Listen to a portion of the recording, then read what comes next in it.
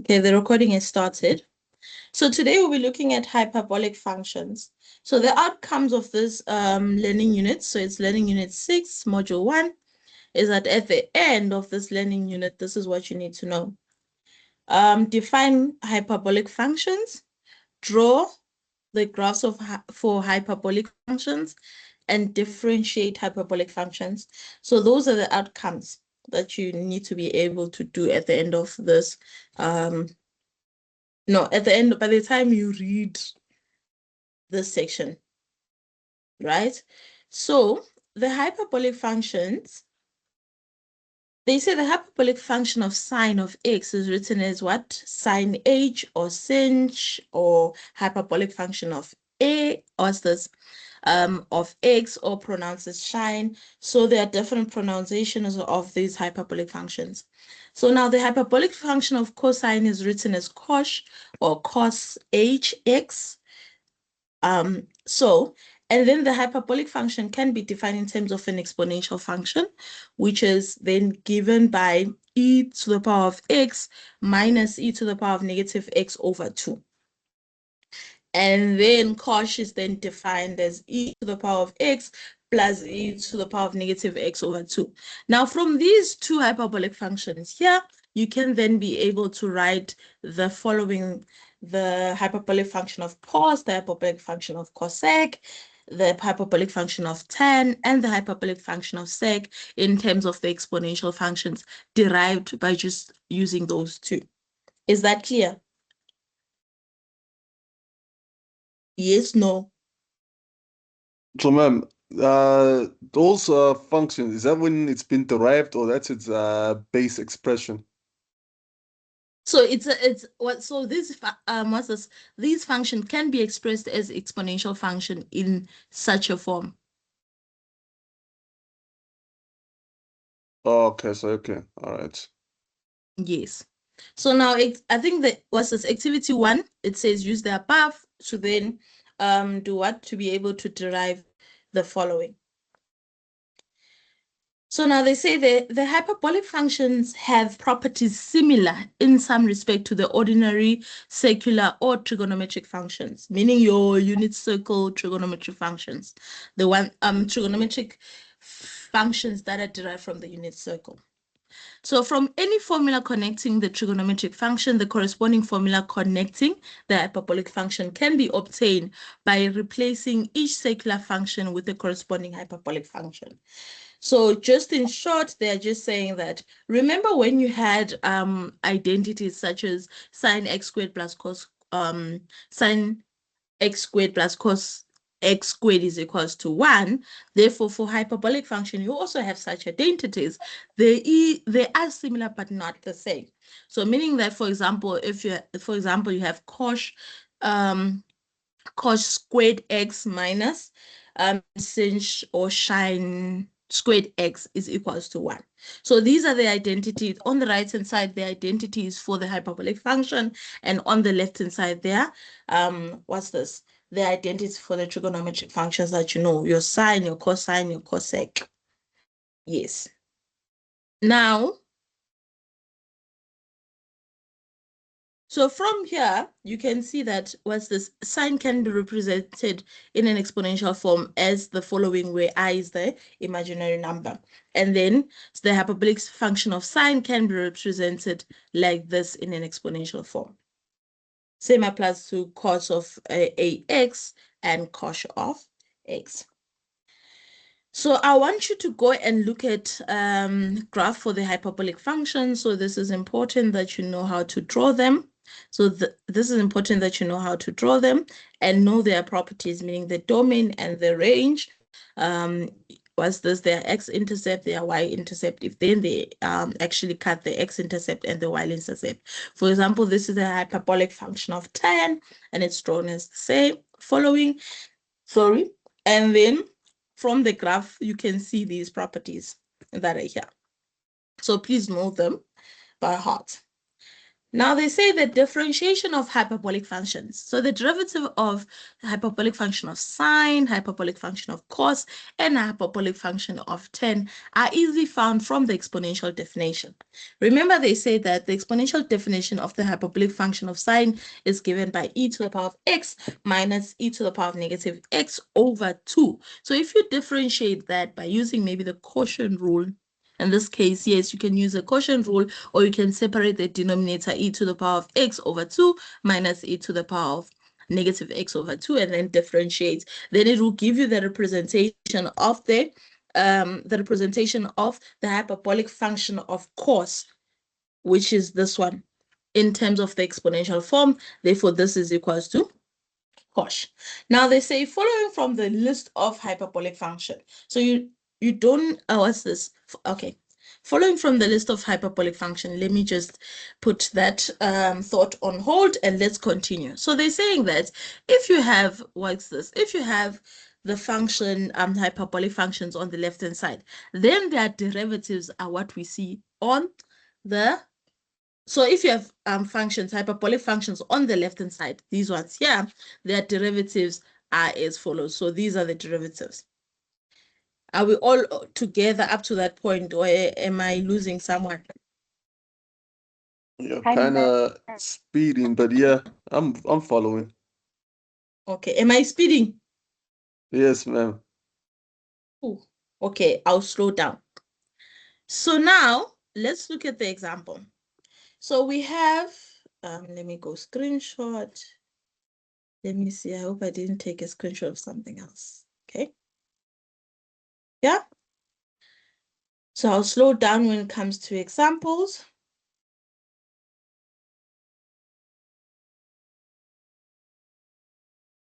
Okay, don't save. Yeah, don't save. Word.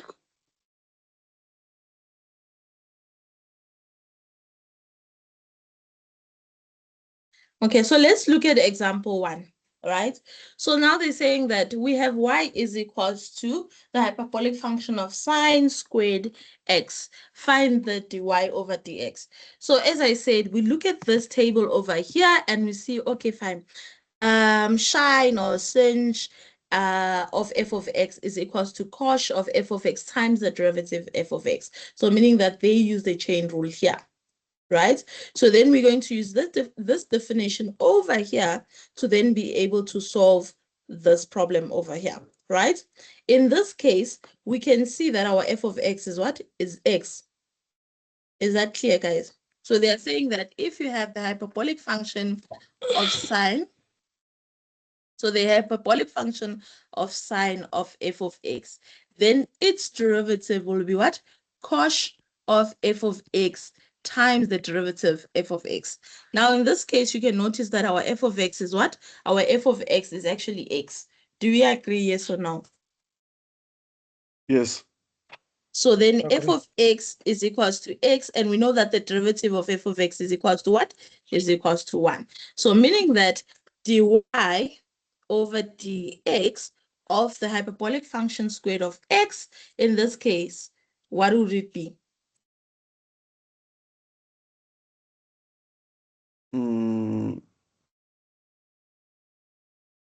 So the derivative of,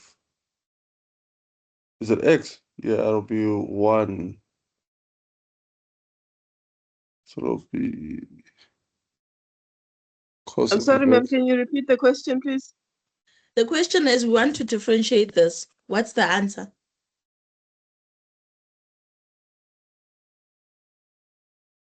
Will it not be cos h f of x? Because that you'll be times it by 1, which will give you cos h f of x. So Do you agree with him? Wait, no, that's squared. mustn't be That's, sharp by No, yeah, dealing with that's the there's a squared. My bad. I square. forgot about the squared. So it's gonna be 2 whatever, and then sort of like a chain rule. So what is the whatever? I want to write that whatever. What is it? Just 2? just opening my books, ma'am. It's cos hx. It's 2 sine Yeah. sinh of x, and then we have to do the inside function. So times cos of x times 1, which is the derivative of the inside one, which is x. Thank you. Are we all sorted? Yes, ma'am. Yeah. Guys, Yes, remember it this makes is the sense. same as sinh or hyperbolic function of sine squared. So then you have to use the chain rule. So then this is equals to 2 sinh of x cos of x. Are we together? Yes. Thank you. So let's go to this one. Don't forget your rules. The assignment is coming soon.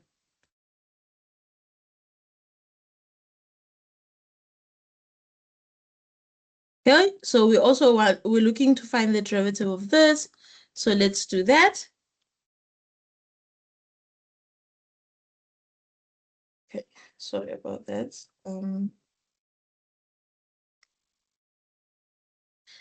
I don't know why my mouse is not. Ooh la la, what's going on here?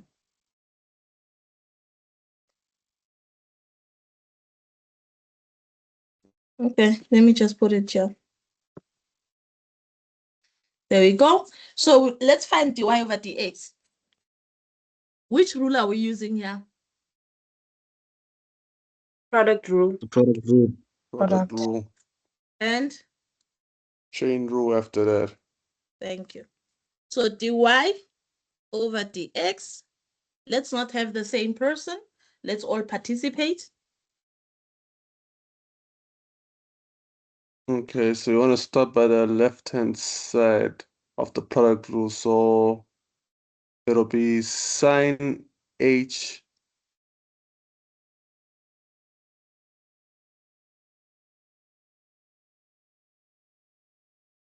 okay, and then the derivative of 2x is 2, so times 2. Sine h2. Yeah, times 2. Are we not going to use the hyperbolic function for sine h2x, which is f of No, x we're over using square root product of rule. So product rule is basically you leave one function as is, then you times it by the derivative, then the other one you do vice versa. Can I hear what the other person was saying? Or aren't you going to do what? I was saying that since that is a hyperbolic function, are we not going to use f of x over square root of 1 minus 2x there square? F of x, please repeat. F of x Over square root over. of But then that's 1. not, what's this? That's not hyperbolic function definitions, the derivatives.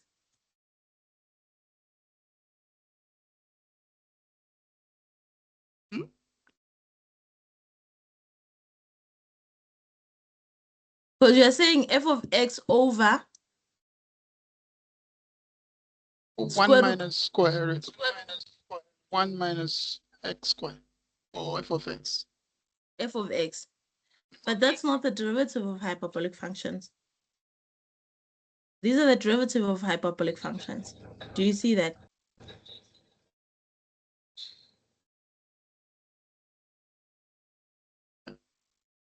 Yeah, I can see.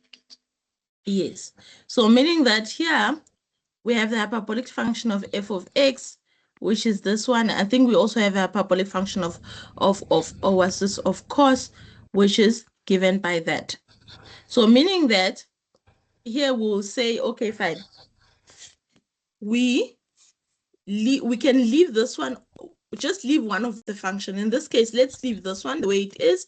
So it's a hyperbolic function of sine 2x and then differentiate this one. According to the table, we can see that the derivative of cos of f of x is actually sinh of f of x times the derivative of the function inside. So meaning that this will be the hyperbolic function of sine of 3x times the derivative of the inner function. In this case, it's 3, right? Plus, now we leave this function the way it is and then differentiate this one. So meaning that we know according to the table that the derivative of that, let's go back, which is the derivative of the hyperbolic function of f of x is equals to cosh of f of x times the derivative of what? Of f of x, which is this one over here.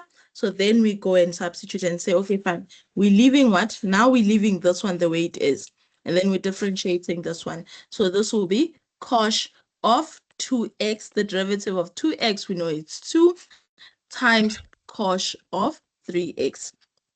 So then this is equals to 3 sinh of 2x times sinh cosh of 3x plus 2 cosh of 2x times cosh of 3x. Does that make sense? Yes. Okay. So are we all sorted, guys? Can I have 3 yeses and I move on? 1 yes cancels it, 1 no cancels everything. Yes, we are okay, ma'am. We understand. Yes, ma'am. Okay. Since you are okay, then you can go and do activity 2. And if you have a problem, then you can come back to me. And then you can do post-test 6. Right? All of them. And then if you have question, I'm here. Wait, man. Right? Wait, I got a question. So sine h2x. So when you use the product, you use the whole function. You don't just separate from sine and then 2x. How? Sinh 2x, like this. Yeah. How do you separate it? I don't understand. What are Okay, you saying?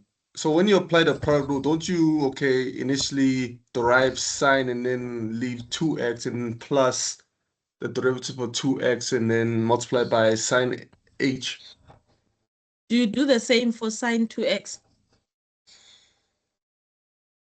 Oh, okay, I see. No, you don't. Okay.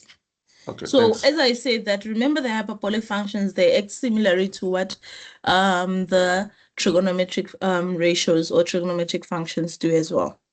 Oh, okay. Yes.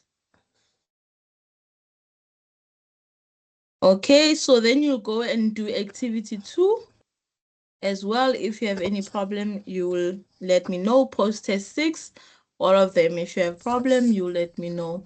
And then you know that their answers, their response at the back. And if you don't get to the answer, let me know so that I see if I also get to the answer or not, whether the problem is there was an error here or the problem is with you or me. Yes. Now, these are responses. So now they're saying that you have now completed learning unit 6 of hyperbolic function. You should be able to define hyperbolic function, draw the graphs of hyperbolic function, and differentiate hyperbolic function. So meaning that you should be able to do that. Are we all sorted? Wait, ma'am. So are we supposed to have that prior knowledge of how to draw a hyperbolic function graph? Yes, because remember, yes, you just have to know how to draw the hyperbolic function. It's a good thing I still remember. Okay, thanks, ma'am. Yes. So now, we're going to learning units, but then I'll have to stop this. Is there any question about hyperbolic functions? Yeah, I got one question, ma'am. So maybe this is kind of slightly unrelated, but cool, we know how, but the why.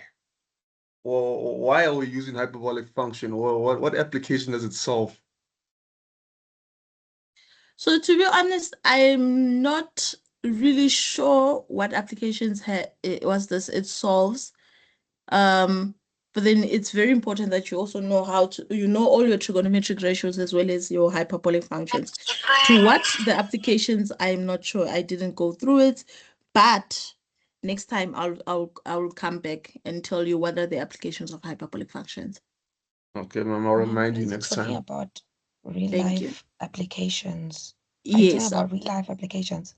yes. So I'll bring the real life applications of hyperbolic function. Like I for wrote example, one I about can. wires. Hmm? The wires between two poles. somewhere. Oh, yes. You mean the telecom wires or the, what's Yes, this? those ones. Oh, thank you very much. The telecom wires, as well as your ESCOM wires. Do you see those? Not illegally connected, legally connected. Right? Yeah. Those telecom wires, they're in the form of a hyperbolic function. And there's a reason why it's like that. So I'll just go and do my research and come back. And for trigonometric functions, there are so many applications for them. And one of them is that when we went for a career, well, it's not a career expo. So when we went, normally as he said, we go to Palabora, right, to help grade 12s with community, with preparing for the exam. And then they have this astronomy viewing at night. So I've noticed that for them to adjust their microscope, they use trigonometric ratios. Oh, I see.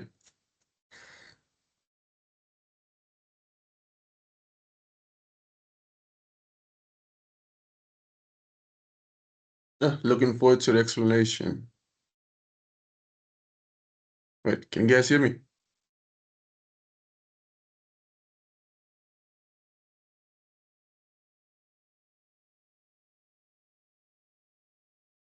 Hello, guys, can you hear me? Yeah, we can hear you now, ma'am. Yes. So I was saying that for what's this? When I was told that when they're adjusting their telescopes to view your Mercury, Venus, Earth, Mars, Jupiter, Saturn, Uranus, and Pluto is no longer a moon.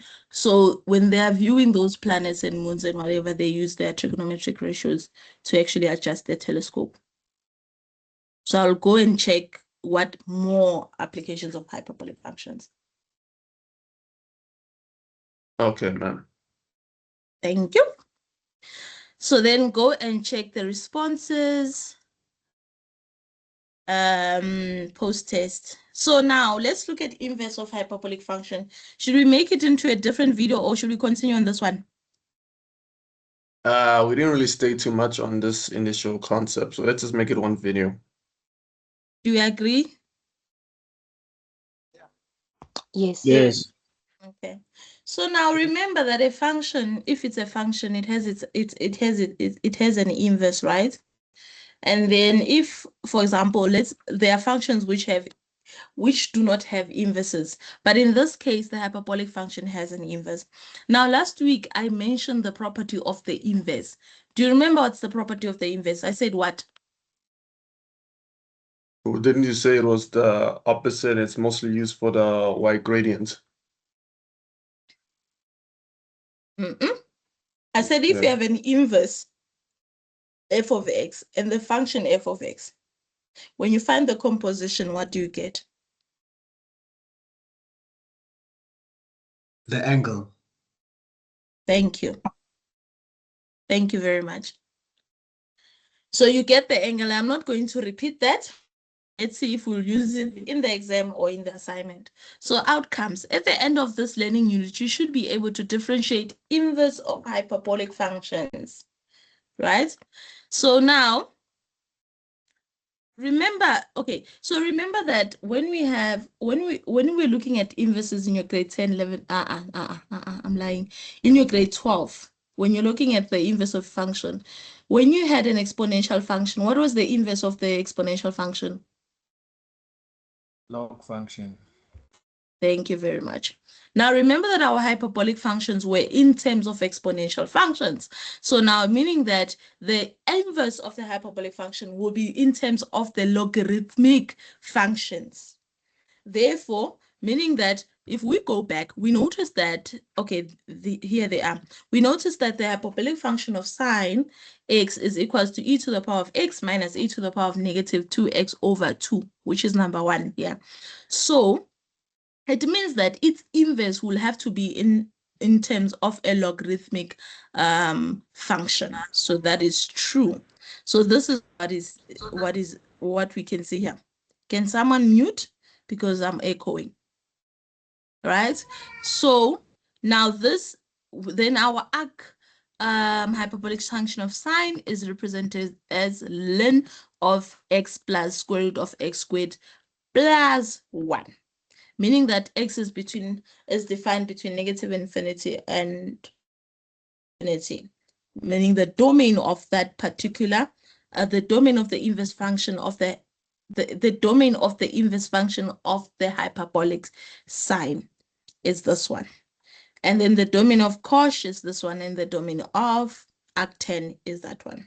So now let's look at what's this. Okay, are we all together there, or maybe I've lost someone so that I explain? Have I lost anyone? Ma'am, can you kindly repeat that, please? I'm lost. Okay. So remember that when you're looking at the inverse of a log, what's this? The inverse of an exponential function, you'll find that the inverse of an exponential function is the log, right? Now, because we know that the hyperbolic functions can be represented in terms of exponential functions as what we had initially as e, like for example, this hyperbolic function of here, in the right-hand side, it's the exponential representation of the hyperbolic function of what is on the left-hand side. So meaning that they are inverse in this case, it is true, it will be a logarithmic function.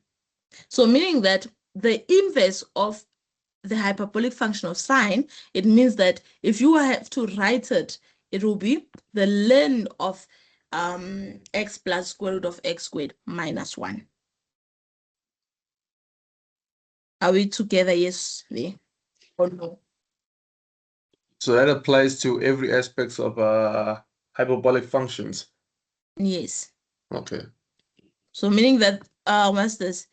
The hyperbolic function of what's this?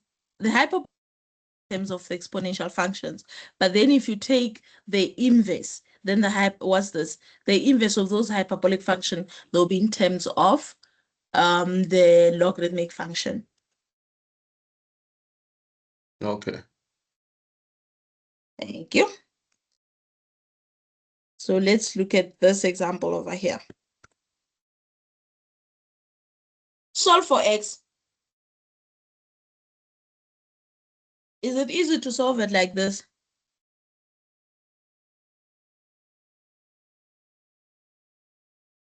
Hello? No, ma'am. So what do we do from here? We can write arcsine as the form that they gave us in the notes. Thank you. So we can write it as, the reason why we're writing it like that is because if you look at the right-hand side, it's in terms of a logarithmic function, right? And then we know that the inverse of the hyperbolic function of sine can be written what? As a logarithmic function. So then it means it's easier for us to do what? To take this representation that is here and then replace the left-hand side with ln of x plus square root of x squared plus 1. So then we do that. So meaning that this becomes ln of x plus the square root of x squared plus 1, which is equals to ln of 2. So what's the next step? Introduce e both sides. Why are we introducing e both sides? To cancel out. Okay, to make e times ln equals to 1, so that they are gone. They don't cancel out, they're just gone. They become 1. Okay. Can someone else what's this? What she's saying is correct, but then mathematically she's not explaining what happens. What's going on? Why are we introducing e?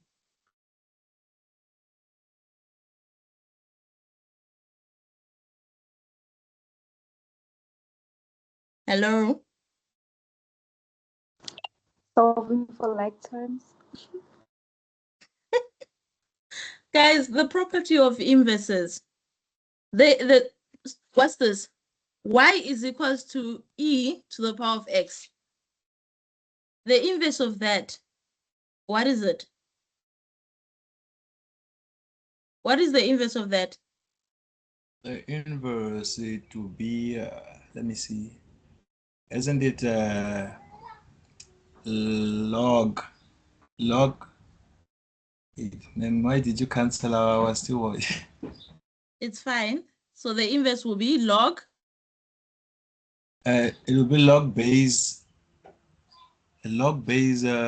E, and the argument will be, I think it will be X. Y is equals to X. It's equals to, yeah. Yes. Okay, so let's write it in terms of the inverse. You are correct.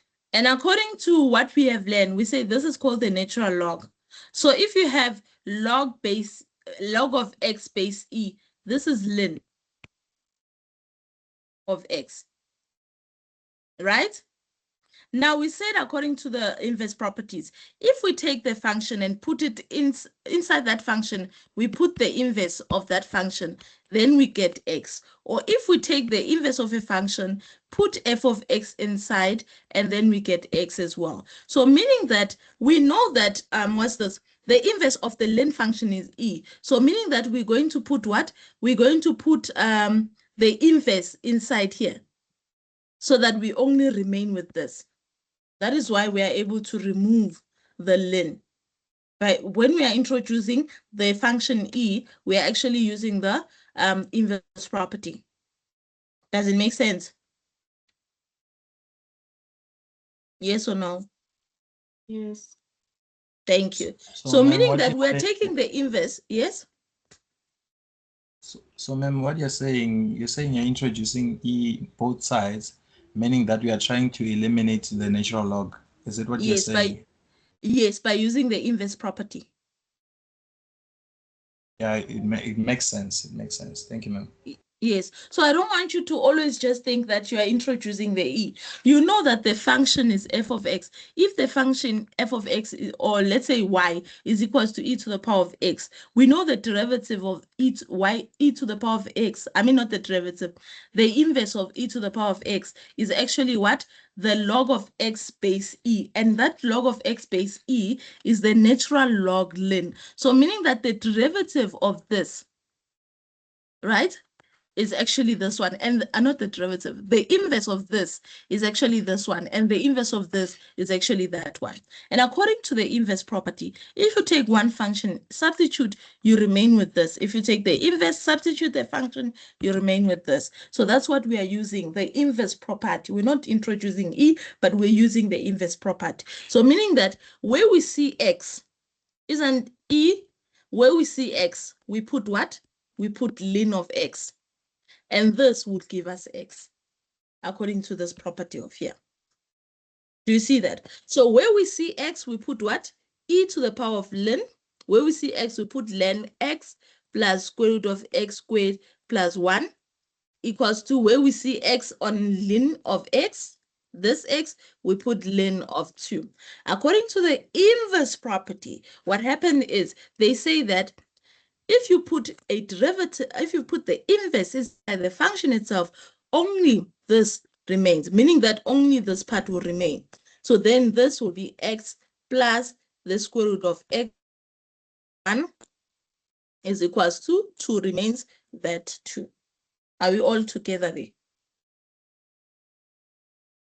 Ma'am, are you writing So on the meaning screen? that, yes? Are you writing on the screen? Because I can't see anything. Oh. Guys, is she the only one not seeing? No, I can see you, ma'am. No, we I can think see she's it. the I only can one. I can see Can as see well. her. Okay, can you please log out and log in again? Will do. I'm giving you 10 seconds.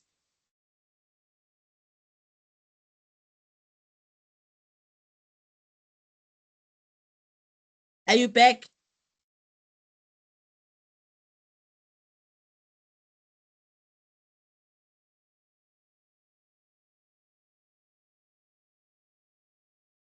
Are you back?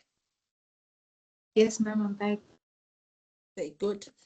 So now, meaning that the square root of x squared plus 1 is equals to, guys, I've noticed that a lot of you are struggling with algebra, so we need to fix that. So we square both sides, so this is x squared plus 1 is equals to 4 minus 4x plus x squared. So then this will be what? Let's see. If I take x squared to that side, this x squared minus that side, so this x squared cancel. Okay, let me just do it step by step. Let me not do it as if I'm doing it for myself. So let's take everything to that side. So it's x squared plus 1 minus 4 plus 4x minus x squared equals to 0. This x squared and that x squared, they cancel. 4 minus 1 minus 4 is equals to minus 3. So then we have 4x minus 3 equals to 0. Then 4x is equals to 3 divided by 4 divided by 4. X is equals to 3 over 4. Are we sorted? Yes or no? This is gonna sound like a Yes. rhetorical question, man, but Yes, ma'am. where did your squares come from? My square. Yeah, on both sides. My square comes from the fact that maths allows me, it says what I do on the right, I should do it on the left-hand side as well. Right? So now I'm trying to remove the square root. And the only way to remove a square root is introduce a square, because we know that the square root of a is the same as a to the power of 1 over 2. So meaning that if I introduce a square like this, so this is the same as a to the power of 1 over 2 to the power of 2, and 2 times half is just a equals to 1. So I'm just removing the square root. So you're That's just why I'm removing the squaring square. both sides. Okay. Yes. All right, thanks. So remember with maths, what you do on your left, you do it on your right. Then you are correct. But if you only do it on your right and then you don't do it on your left, or on your left and don't do it on your right, then something is wrong.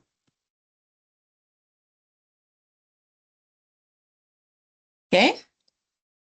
So let me do this. This thing. Now let's see. Yes, we are correct. So they say note. Okay. Oh, so they say note. I was asking myself why they're saying note.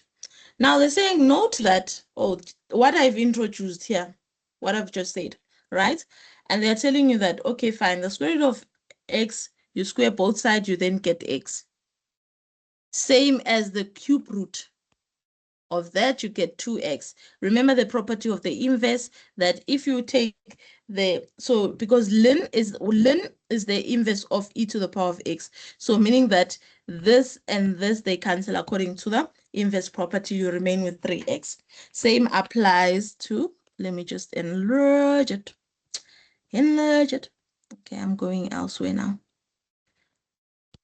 Same applies to this one over here, which is the inverse property. Do you see that 1, 2, 3, they are all representing the inverse property? Well, so that's so this is basically confirms why we're introducing the e. Yes. Okay. Yes. So meaning for any function, right? For example, let's look at f of x equals to x squared. What is the inverse of that? I know it's restricted, but what is the inverse of that? I know you remember it, guys. What is the inverse of x squared? Hello? Isn't it x to the minus 2? The inverse. Let me say the inverse of x squared or the inverse of f of x. I'm confused. So I think it's 2 to the power x. The inverse. Guys, Yes. you forgot your inverses. Isn't it log? When you are talking about inverses, are we not representing everything using the log? So it will be maybe log base x. My second years. It's square root x. X equals to x to the power. The square root of x. So y is equals to plus or minus the square root of x, right? Meaning that it's the square root of x positive the square root of x. Remember, you did this in your grade 12, that the inverse of a parabola was like this, and then you had to restrict some of the part, like this, then you remain with this part over here. So let's choose the square root of x instead, only the positive part, meaning this one over here, right? So then we say that if we have f of x, let's call this f of x, and this is the inverse of f of x. Do you see that if I take this and substitute inside, like f of x, and I substitute inside, look at this, square root of x squared, I get this x.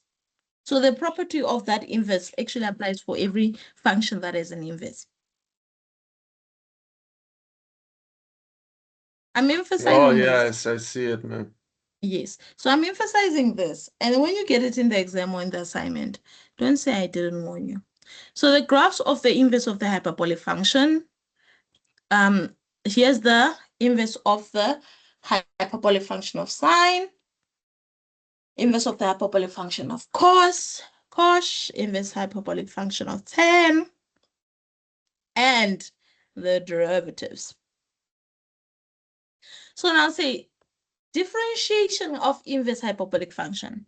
The derivative of the inverse of the hyperbolic function are easily found from the logarithmic definition. Following is a list of derivatives of the inverse of a hyperbolic function. Do you see the list? Hello? Yes, ma'am, we can see it. Yes, we do. Yes, ma'am. Okay. Yes, ma'am. So there's something that you need to note here. I think, okay. I think there's an error here.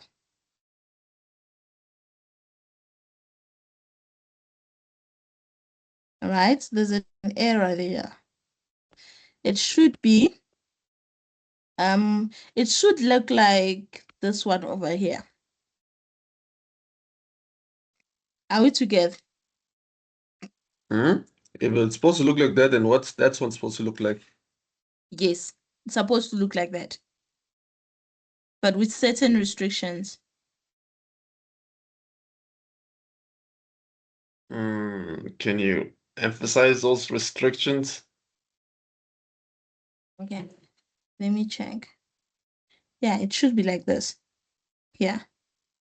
So let me check for a So simple. it should be 1 minus f of x squared. Yes. Okay. Yes. So there are restrictions on that. We won't go into further restriction, but it's 1 over 1 minus f of x squared. Right? And then they normally write the restrictions in calculus. Let me check. Give me a few seconds.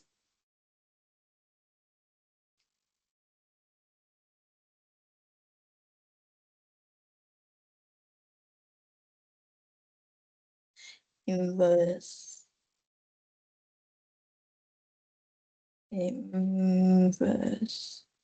of the hyperbolic function.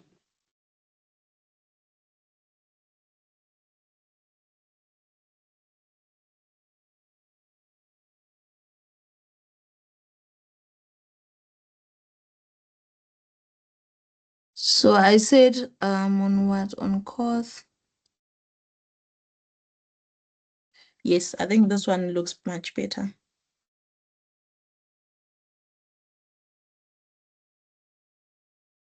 Yes. So do you see, can you see the blue part, right? Yes. So you can see that cos, the hyperbolic, okay.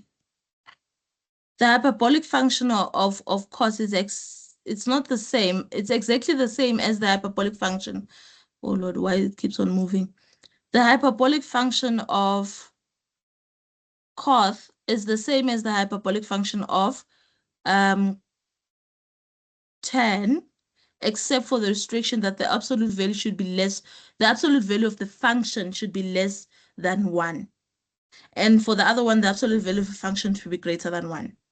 Do you see that restriction? Yes, ma'am. Thank you. So meaning that here we just need to fix this part. Yeah, we just need to fix that part. Bear in mind. So let's look at, oh, we've been starting with it. So let's look at our cos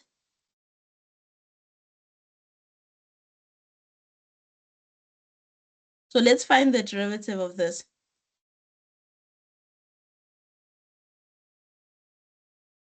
What's the derivative of that?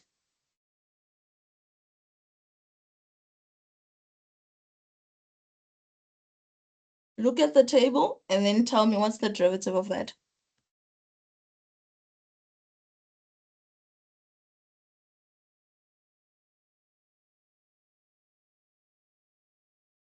Okay, so what will be the derivative, guys?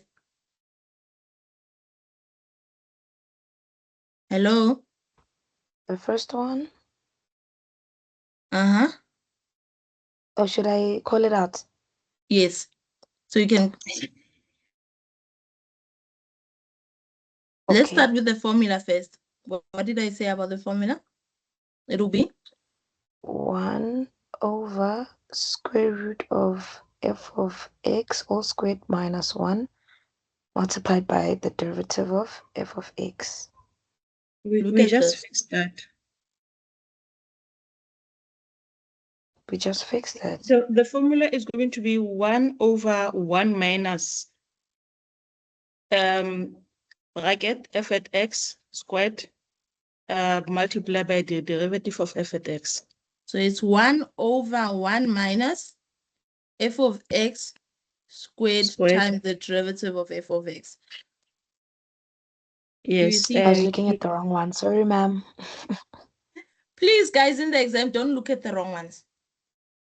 Please, please, I beg, I beg. I want those distinctions.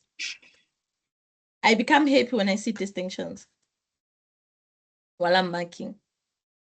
I become very happy. So please make me happy. Now, in this case, let's do it step by step. What's the function? What is our f of x in this case? Equals to? Our f at x is going to be 2x. Thank you. And then f of prime of x is equals to? It's 2. 2. Danko. Let's substitute. Do you see how easy it is, this thing? So you guys just need to give me distinctions. That's it. I'm not asking too much from you. What is f of x? That's 2x squared times the derivative, which is 2. So this is 2 over 1 minus. Remember, if you have 2x squared, this is the same as to the power of 1 to the power of 1. This is 2 to the power of 2x to the power of 2. So that is 4x squared. So I'm not asking too much, guys. Therefore, dy over dx is equals to 2 over 1 minus 4x squared. Are we happy? Yeah, it's making sense. Alrighty. Okay.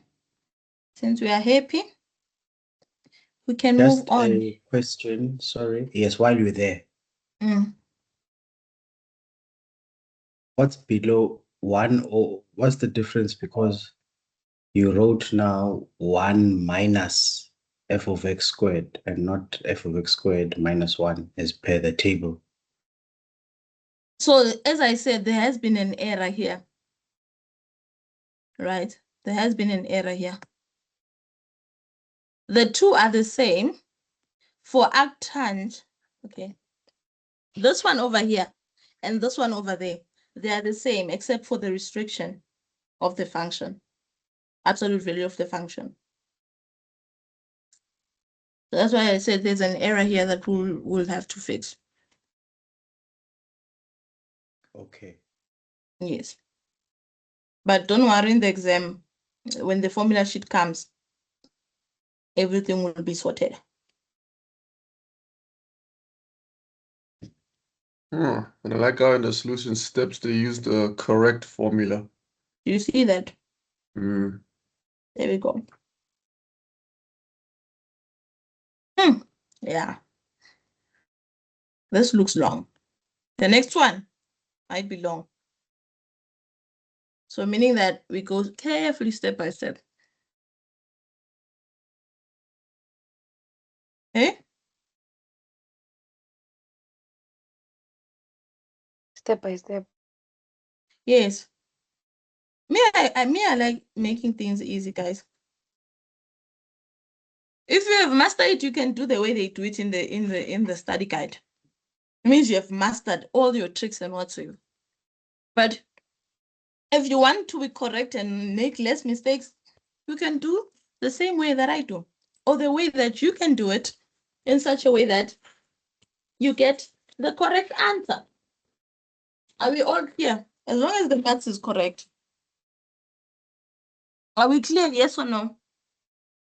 Yes, ma'am. Let's take it piece by piece. Let's take it piece by piece. Some people eat the burger by holding it, all of it together, or the quarter by holding it, all of it together. Me, I like cutting it into pieces and eat piece by piece. So let's look at example 3. Okay, we see that this is the inverse of the hyperbolic function of sine. So what is the derivative? Let's go to the table. Hey guys, you guys are like, eh? You just go to the table and copy. Let's copy. This is the derivative. Is it in your mind now? Yes, ma'am. Thank you. So now, give me the derivative. The derivative will be what? It'll be 1 over square root 1 plus f of x squared times the derivative of f of x. Okay. So what is f of x? In that case, f of x is square root x squared minus 1 over x squared plus 1. Do you want us to substitute, or should we do it step by step? Hey, let's do it step by step. Okay, so for me to differentiate f of x, because I have f of x here and I have a derivative here. For me to differentiate f of x, what do I do? Let's remove the root first initially. We don't So remove we it. change the root by making it to the exponent of half. I mean, Thank you. yeah. We don't remove it, we rewrite it. Mm. Thank you. Squared plus 1 to the power of half. Then we can differentiate, isn't it? Mm. So let's differentiate. So we know that this is f prime of x is equals to 1 over 2 x. Okay, I'll differentiate the first part, which is the chain rule. X squared minus 1 over x squared plus 1 to the power of negative 1 over 2 times the derivative of this inside. So what is the derivative of this inside? It'll be So what? using quotient rule, or I don't know. I don't know, but I've been told. Yeah, we use quotient. what is Okay. it? So what Yeah, do we like, okay. what do we say? What's the form of a quotient rule again? Hold on, let me check. I'm gonna say x, You write the bottom x squared plus 1, x squared derive plus the 1, top. and the derivative of the x squared minus 1, which is 2x. So then we then write it the way it is, x squared plus 1, then you derive x squared minus 1, that's 2x minus. Do you see that, guys? I put things in the brackets. Have you noticed that? Yes. I put things in the bracket because I don't want to get confused. Is it correct, yes or no? I'm human, I can make mistakes. It's correct. Yeah, it's Thank you. correct. So let's Correct, continue. ma'am. Do we agree that this can be written as 1 over 2 x squared plus 1 over x squared minus 1 to the power of positive half? Do we agree? Yes, ma'am, I agree. Yes, That's what I ma'am. wanted to ask also. Eh? Wait, hold on, wait. What did you do? Wait, let me look. Oh, okay. Yeah, I see. I agree. Okay.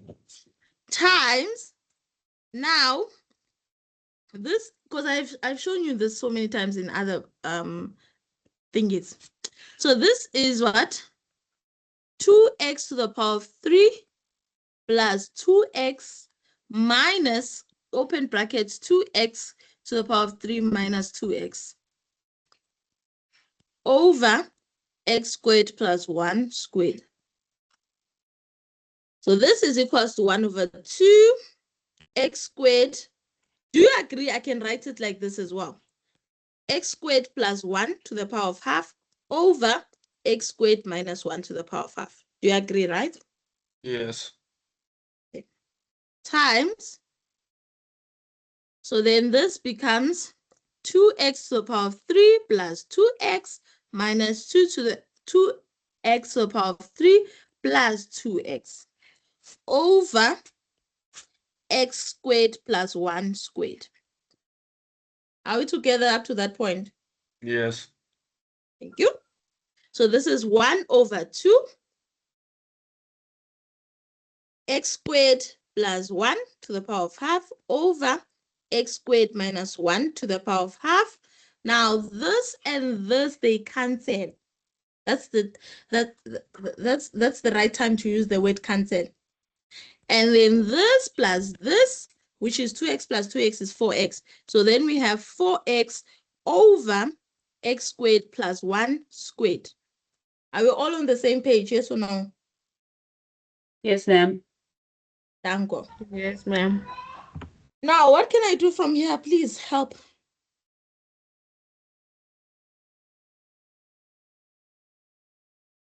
I need your help.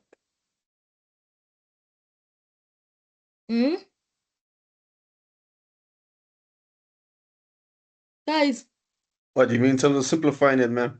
yes. Why can't we just times it? Or hold on, let me see. Yeah, why can't we just times it to one another? Or am I missing something? Okay, let's just times it. Okay. Yeah, let's just times Excuse it. me, excuse me. I don't know what I'm seeing is correct. As I see here, It's correct. It's correct. It's correct. okay. It's correct. What you're seeing is correct. What are you seeing? Ma'am, how do you know it's correct? What if I'm I seeing know correct? it's correct. What are you seeing? Because as I see here, I see that we have a common factor, which is x squared plus 2 below there. I don't know, how can we get rid of this one, x plus 2, the below one and the top one? Is there a way to get rid of them? You can minus the x squared plus 1 to the power of a half, brackets the power of a half, and x squared plus 1 to the power of 2. You see, I told you are correct. But before that, ma'am, may I please come in there? You what? May I please maybe share my view here? Yes. I'm seeing the first the half. Maybe if we can eliminate it by multiplying it with 4 of the 4, then we'll only have the 2x into x squared plus 1 to the power of half. That will be the numerator. And then the denominator will be x squared minus 1 to the power of half multiplied by x squared plus 1 squared. Okay. So you are saying that this and this, they multiply. So you remain with 2x, isn't it? Times this. Yes. So this is x squared plus 1 to the power of half over. Now we have x squared minus 1 to the power of half times x squared plus 1 to the power of 2. Right? That's what I'm saying. Yeah. Thank you. So what's going on there? Yeah. Yeah, so now it's half minus 2, ma'am. Half minus 2. Yes. Then we get what? Minus 3 over, wait, that is, yeah, minus 3 over 2. Then Minus 3 over 2, you can bring that x squared plus 1, isn't it, to the numerator side? And you can square root it and then bracket x squared plus 1 and then cube it. Do you hear that? Yeah, we heard. Are you happy? Let me see it, write it down, because you know me, I understand what I see, not what I hear. Okay. Anyone else? Are you guys happy of what he said? But I don't understand what you said. Okay, I'll show you now. Yeah, we might be in trouble. The charger is not charging. Is the charger broken? Give me a second. Okay, ma'am.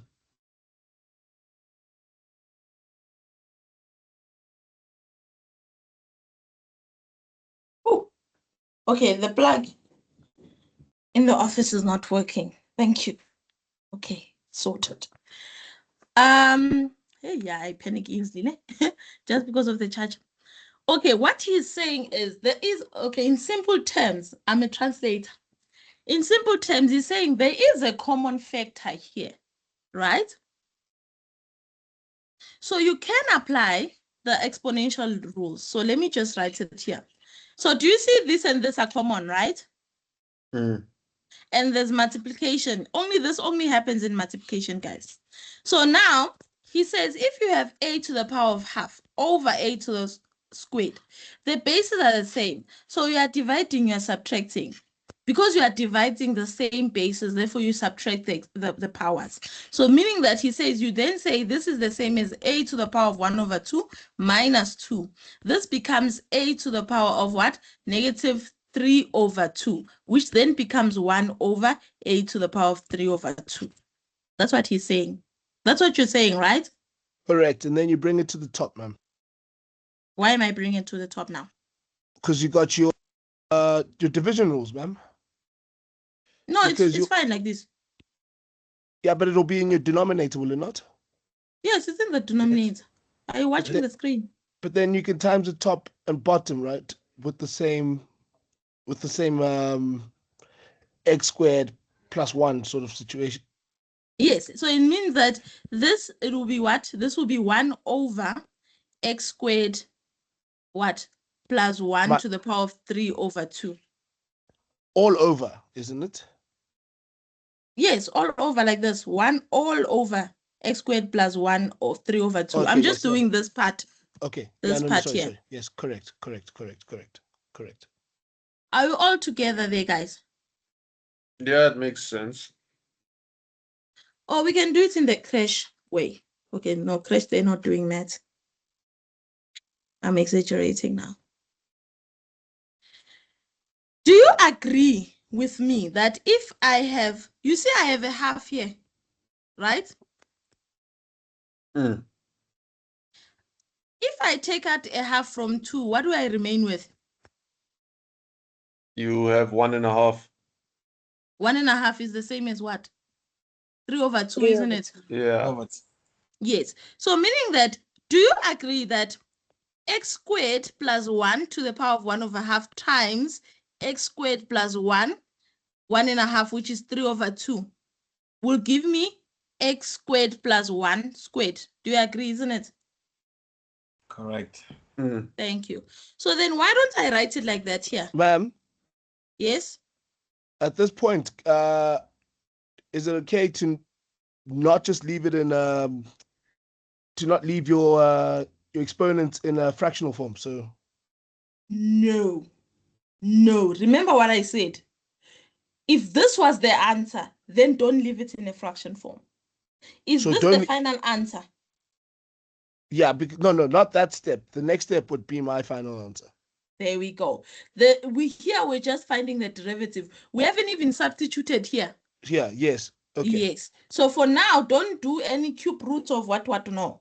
All so right. 2x times x squared plus 1 over 2 over x squared minus 1 to the power of 1 over 2 times x squared plus 1 to the power of half times x squared plus 1 to the power of 3 over 2. Do Do you agree I can write this in terms of this, isn't it? Because if you add the powers, you still get 2. Yes, ma'am. Yes. So then this over here divides this over there. So this is equals to 2x over x squared minus 1 to the power of 1 over 2 times x squared plus 1 to the power of 3 over 2. Are we together? Yes. Okay. So let's see if the Sorry, derivative ma'am. is the same so that we don't, because the length is very, where is it? Okay, no, they're finding the derivative itself. Sorry, they're finding a derivative itself. No, it's fine. Let's continue. They're doing it in a different way. Sorry, Are we ma'am. all okay up to that point? Yeah. Okay. So then let's I'm not there. substitute. Eh? I'm lost somewhere. Where? Right where you are when they were canceling. I thought maybe can you scroll a bit up? Yeah, just there. Mm. I'm checking the power half, the numerator. Mm.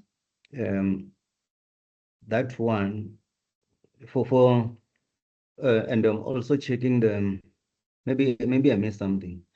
The for us to get the power of 3 over 2, Mm. it was that power half that you encircle, Mm. and then the power 2 on the denominator, the right part. Mm. So the way I'm seeing it is if we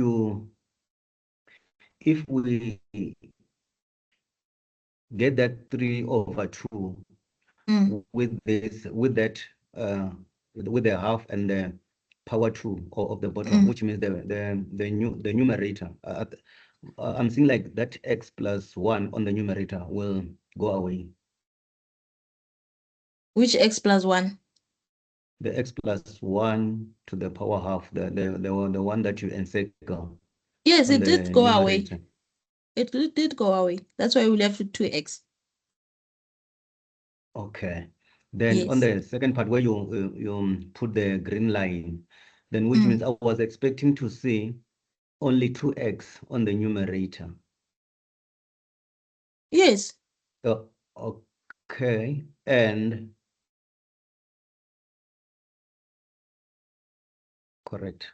Okay, it is there. I thought maybe it would vanish and it vanished. It was quick for me. Thanks. No problem. Guys, I understand it's Monday. So, ma'am, a Actually, quick it's one. actually Tuesday. No, it's Monday. Yesterday was Sunday. There were 2 Sundays this week. Yeah. Yeah. So So, I ma'am, understand. a Yes. quick one. Is it okay if next time, let's say, when you are dealing with exponents like exponents of the same base, what if maybe we do it like this? If you are given, like, let's say the power of the numerator is less than the denominator, is it okay if we just subtract the one which is big below? Like, I don't know if you understand what I mean. If maybe we have So the power of the numerator, let's look at this. The power of the numerator is bigger than the power of the denominator. Yeah, it's lesser than the power of the denominator. Like this. No, let's say we have a 6 below. A 6 like this. Yes. Is it okay we just subtract the one on the denominator, then we leave the one on the numerator? We just subtract 3 on the 6. We did this. Yes, ma'am. I know we did that, but like. No, you subtract 6 from the 3. Yes, Not, ma'am. I yes. hear you. I'm just implying, is it possible that we can do that? As we know that still it will be, the answer will be 1 over a to the power negative a to the power 3. Yes. 1 over, yes. So what So I it mean will is be, that, yes. what I mean is that is it okay if we just subtract 6 minus 3 over 1 and get it will be 1 over a to the power 3. It will still take us back there. I don't know if what Don't don't do that. So you are saying that I should say 1 over A6 minus 3. Yes, ma'am. No, don't do that. Don't do that. Remember the rule says, always follow the rule. You might have some mistake somewhere. I'm not sure. But then what if this was negative?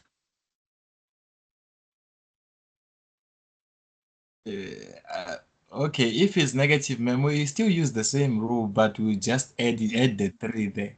It will Yeah, be I plus. see. It might make sense, but just follow the rule. Okay, ma'am. Remember the rule always say you take what's at the top, subtract what's at the yes. bottom. But I'm glad you saw what I saw, ma'am. Thank you. Yes, I see what you see.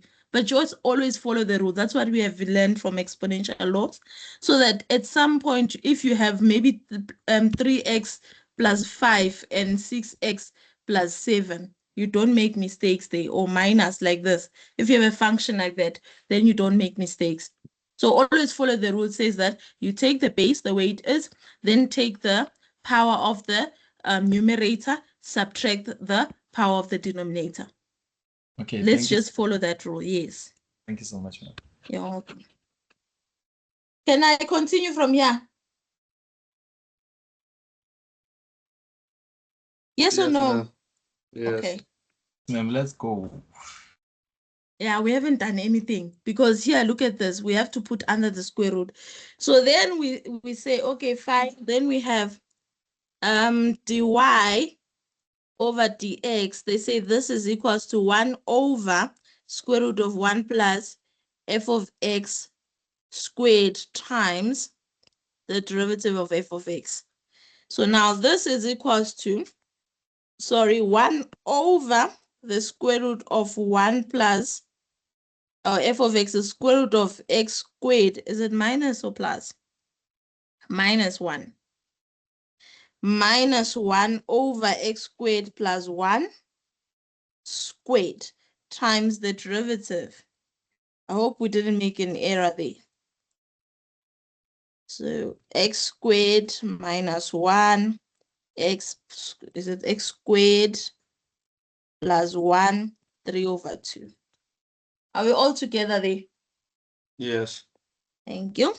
So then this is equals to, no, guys, we don't have a half here. Oh, yeah.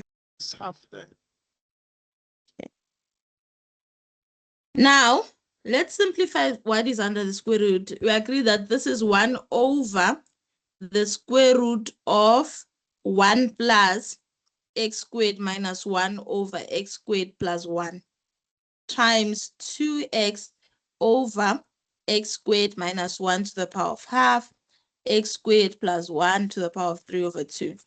Are we together there? Yeah. Okay.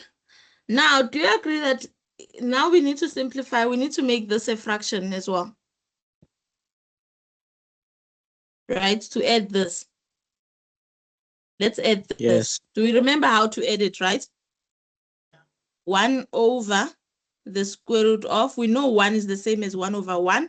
We take this denominator, multiply this side, which is x squared plus 1 over x squared plus 1, plus we then take this denominator, multiply on the other side, so x squared minus 1 over x squared plus 1.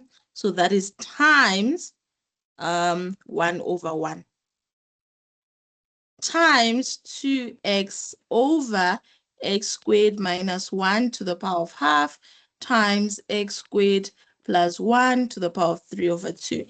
Are we okay up to that point, ladies and gentlemen? Dango. So then this is equals to 1 over the square root of 1 times x squared plus 1. We know it's x squared plus 1 over 1 times x squared plus 1. 1 times x squared plus 1 is x squared plus 1. Plus, same thing, x squared minus 1 over x squared plus 1 times 2x over x squared minus 1 to the power of 1 over 2, x squared plus 1 to the power of 3 over 2. Are you all okay there? Now Yes. the denominators are the same, so we leave the denominator the way it is, and then we do something to the numerator. I don't know what it is, but here it says plus, so meaning that we're adding them. So the denominator is equals to x squared plus 1. So we take this x squared plus 1, x squared plus 1, plus x squared minus 1. So x squared minus 1 times 2x over x squared minus 1 to the power of 1 over 2 times x squared plus 1 to the power of 3 over 2. Right? So then this is equals to 1 over the square root of, look at this. So we have x squared plus x squared, that's 2x squared. So 2x squared. Then we have 1 minus 1, that's 0 over x squared plus 1 times 2x over x squared minus 1 to the power of a half times x squared plus 1 to the power of 3 over 2. I'm not losing anyone, isn't it? No, Yeah, man. it's following, man. Thank you. As long as I'm not losing anyone, I'm sorted. So let's continue. Now this is equals to, do you agree? Because according to the third rules, thirds, is it thirds or thirds? Hi. Do you agree that if we have square root of a over b, this is the same as the square root of a over the square root of b, isn't it? Correct, ma'am. Danko. So meaning this will be 1 over the square root of 2x squared over the square root of x squared plus 1. Are we all together then? Yes, ma'am. And do we agree that if I have 1 over the square root of a over the square root of b, this is the same as 1 times the, divided by, because this is over, divided by the square root of a over the square root of b. This becomes 1 times the square root of b over the square root of a. So then this is equals to the square root of b over the square root of a, meaning 1 over the square root of a divided by the square root of b is the same as square root of a over the square root of b. Do we agree? Yes or no? Correct, ma'am. Dango. So then I can use that rule. So x over x squared minus 1 to the power of half times x squared plus 1 to the power of 3 over 2. So let me use this rule over here to apply on this part over here. So let's do that. Need more space. So withdraw. So then this, I need to change the highlights. So this is equals to the square root of x squared plus 1 over. Now, let's simplify this part over here, this green part. Do you agree that, or you don't, or you do? Do you remember? A times b is the same as square root of a times square root of b, isn't it? Yes or no? So meaning that the square root of 2 times x squared is actually the square root of 2 times the square root of x squared, which then becomes what? Equals to square root of 2 times x. Thank you.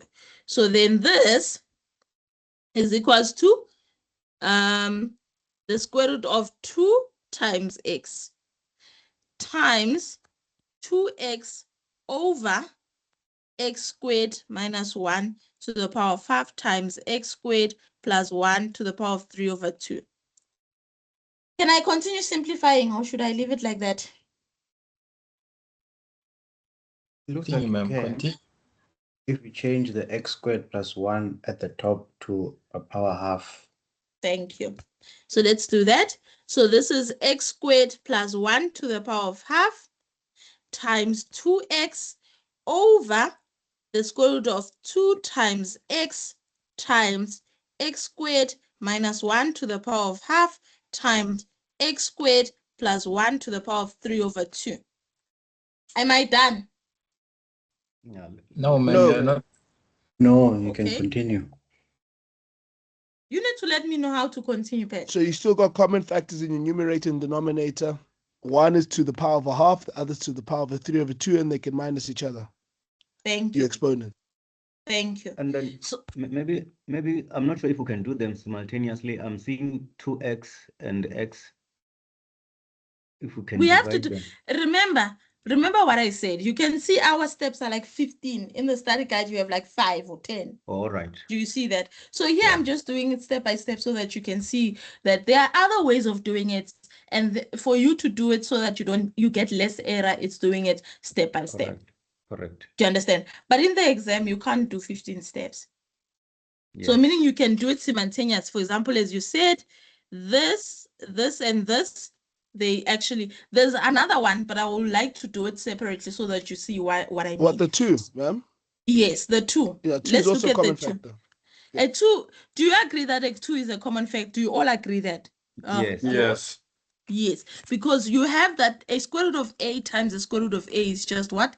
It's just a. Because a to the power of half times a to the power of half, this is what? Half plus half is a. So meaning that we can change this to a square root of 2 times the square root of 2.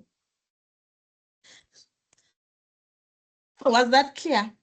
But 2 to the power of 1, isn't it? Yeah, but the square root of 2 times the square root of 2 is equals to what? 2. Yes, 2. 2. There we go. Okay, so you want to cancel the bottom 2. There we go. Okay. And So then just wait, be I'm left with square root of confused. 2 in your numerator. There we go. But I'm confused. Like, how do you add a root on its own, though, since the 2 on the numerator side doesn't have a square root? It's because the square root of 2 is, remember what I said here. The square root of a times the square root of a is equals to a.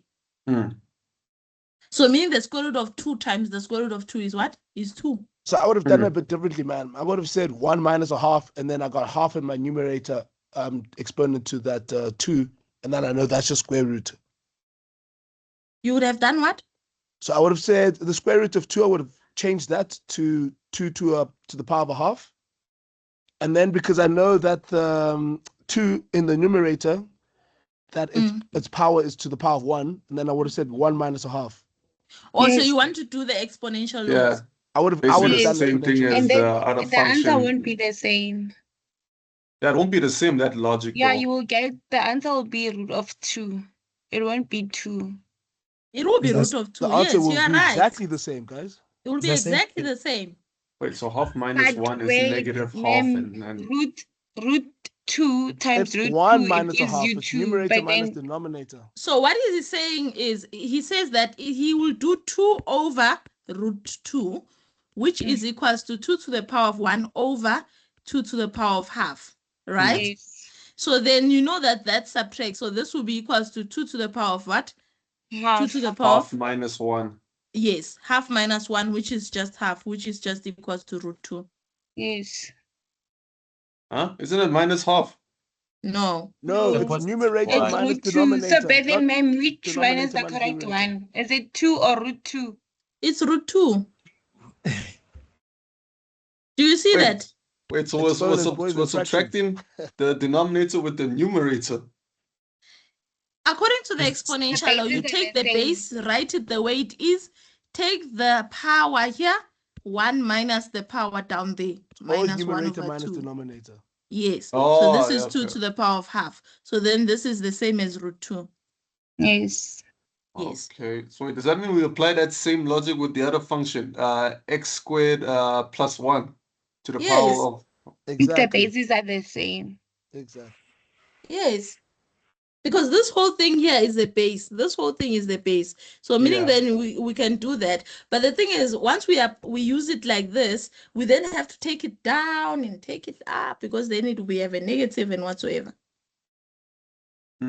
So I just want to confirm, since the base is the same, so it's half minus 3 over 2. Yes. Okay. Then it will become what? Negative 1 over 2. Huh. And then after that, you need to take it under because it has a negative. Yeah. Yes. Do you see that? Yes. What about you also made there was a calculation you did where we split x squared plus 1 bracket 3 over 2. I want that one because I don't want to take the other one at the bottom and the bottom at the top, you see? Yeah, so we can say bracket x squared plus 1 bracket 1/2 times bracket x squared plus 1. Yeah, that splits exponent of 3/2. So you say, wait. So you say it will be x squared plus 1 to the power of? 1/2 Times? times x squared to the power Plus 1. one. It should be 1. Thank you. Because if you add half and if you add half and 1, you get 3/2.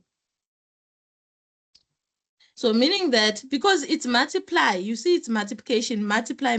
Some of you guys, this is what I've noticed and I don't like it, especially because you guys are my second year. You have 3 plus 4x over 2 times 3. And then they go and, I don't understand what this is. And then they say common factor, and then they go and do this. Impossible. Yeah. I said to them, it's only when you are multiplying. Do you see? Let me go back. Do you see it's this whole thing? That's why I put bracket. It's this, multiply by this, multiply by that, multiply by that. This multiply by that, multiply by that, multiply by that, multiply. Because you're multiplying, therefore those things can divide each other. So meaning that in this case, this is the same as this one over here. Do you see that? So they can divide each other. Let's look at another one. This is the same as this one over here. So they divide each other. Right? And this one and that one. So meaning that we left with the square root of 2 over x squared minus 1 to the power of 1/2 times x squared plus 1. So from here, what are we doing?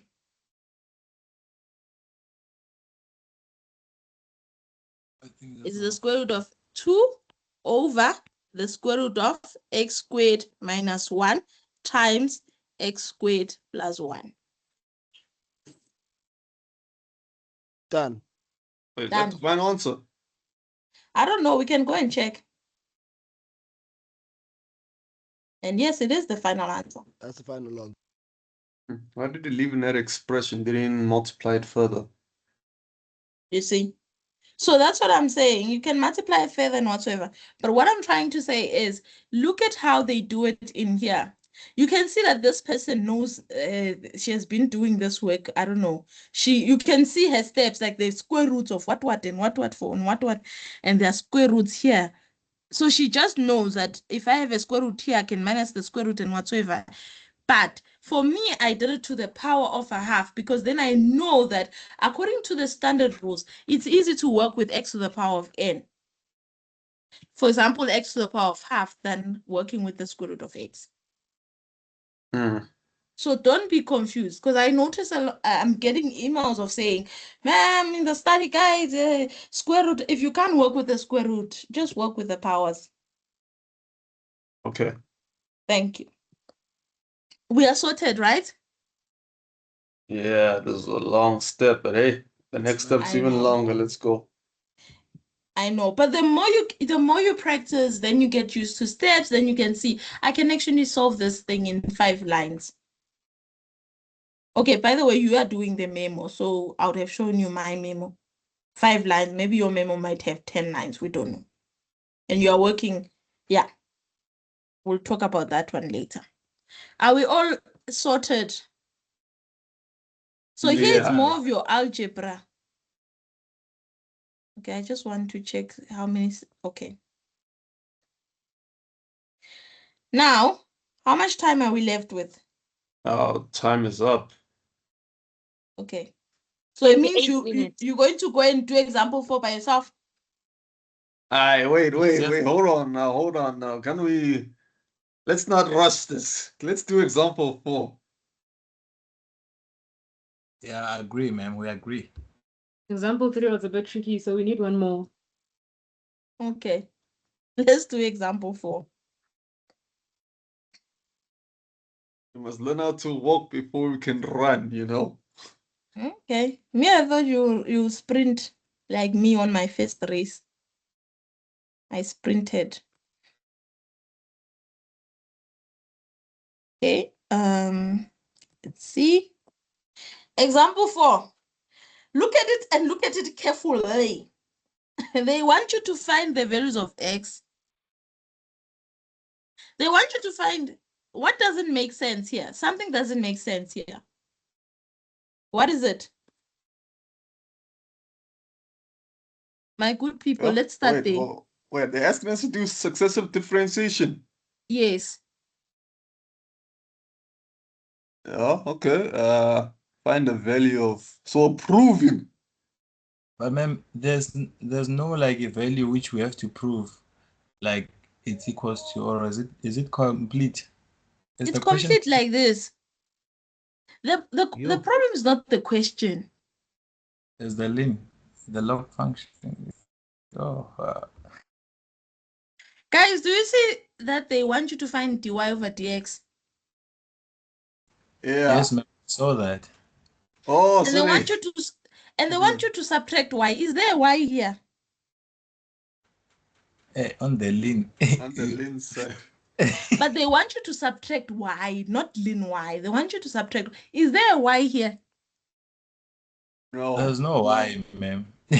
So how do we approach this? Does that mean we have to simplify so that we equate everything to y so that we can know our y? Okay, before that, how can I remove the lin? Using E. Using E, right? Well done. Yes. But if I use E on the left-hand side, will it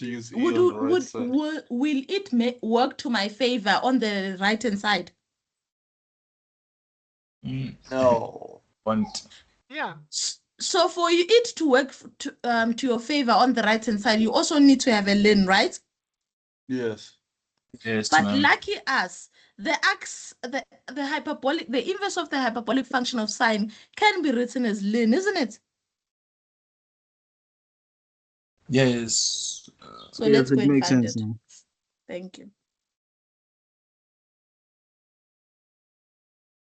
So you should be thinking like that, guys. Because I know someone would have left it. So here it is.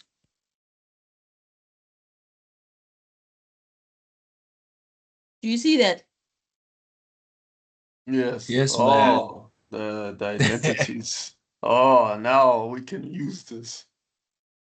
Because I know this similar question was left. So ln of y is equals to ln of x plus the square root of x squared plus 1. Now, can I do the E and get y equals to something? Yes, ma'am. Yes. Now it's proper. Now it's imagine losing how many marks? 10 marks or 6 marks or 5 marks because you forgot that you can represent the inverse of a hyperbolic function in terms of a ln function. Imagine. I'm just blanking you. You never know what will appear in the exam. Thank you, ma'am. Thanks, man. So now, according to the inverse property, you're welcome. According to the inverse property, we know now that we're not just introducing the ln, but we're using the inverse property. So this is ln y equals to e to ln of x plus the square root of x squared plus 1. So then we're left with y is equals to x plus the square root of x squared plus 1. So we have found this part. Do you see that? Yeah, it's all coming together, man. Yes, ma'am. Thank Now you. we have y. Now we are fine, isn't it? Now remember that they want the first derivative. Me, I like representing this in terms of what? An exponent for it to work proper for me. So then let's go to dy over dx. So then we say dy over dx, this is equals to 1 plus 1 over 2x squared plus 1 to the power of the negative half, yes, 2x. Times 2x. So this is equals to 1 plus x over x squared plus 1 to the power of negative a half. No, Yeah. it's It's positive. Sorry. Sorry. To the power of half. Thank you. There's something I want to say here. Can I simplify that? Yes, ma'am, we can simplify by By doing making what? Common by denominator. multiply. Oh, sorry, you can Common denominator. But do you see that even if I multiply, it's pointless? I think it's That better final we leave it product like is this. fine, ma'am. Can I go to the person who says, I think we leave it like this? Why are you leaving it like that? What is your gut saying? Because I want the second derivative. thank you. Because then if I leave it like this, the second derivative will be easier for me to differentiate. Oh yeah, But you're ma'am, making sense. on the equation, we will need again dy over dx. That means we have to combine them at the end. We have to combine them. But for now, we can just leave it. But we will still combine it. Yes. I'm saying that we can't go further and simplify this because we want to find the second derivative. And when we're going to find the second derivative, it's easier when it's like this than when it's simplified. So let's go find the second derivative. D squared y over dx squared is equals to 0, right? Plus x squared plus 1 times 1 minus 1 over 2 x squared plus 1 to the power of 1 over 2 times 2x times x. Am I right? Yes or no? You help me. Oh, you forgot to the power half at Wait, the first step. By the left side, ma'am. thank you.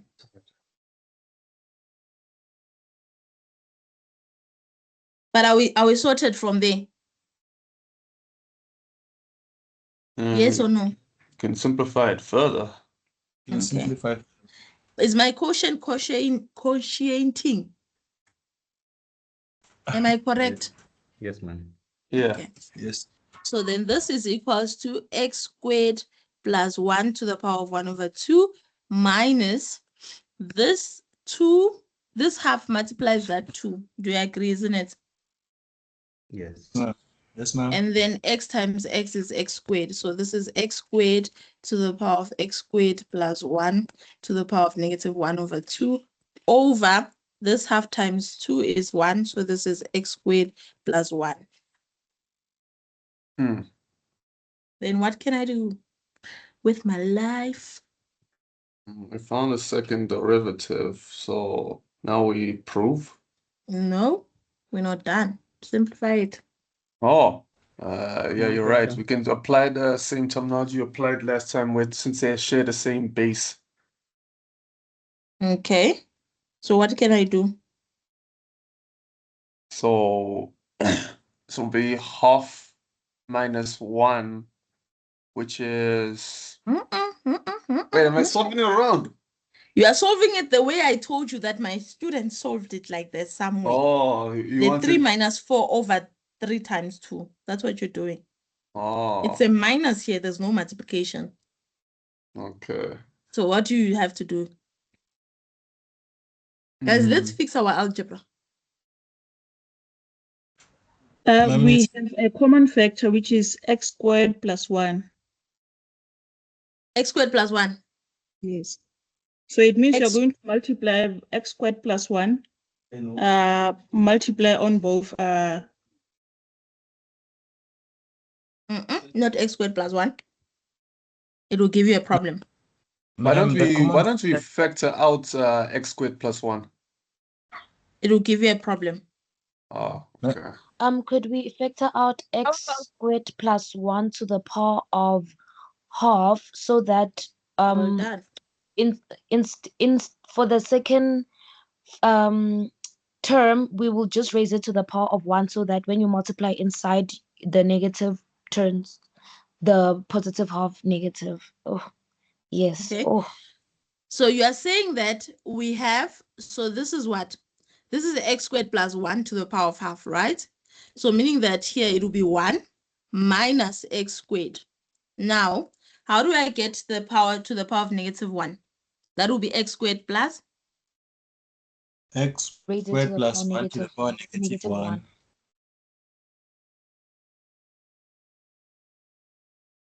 Okay. Yeah. No, you are dragging it.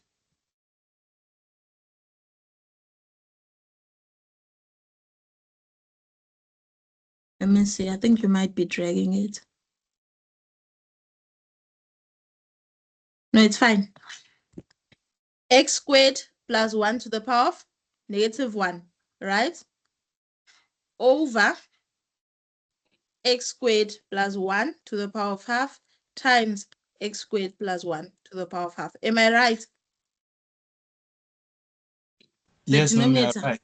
You're right, you're Okay. right. Yes, thank you. So meaning that I can do this and one of those. Yes, ma'am.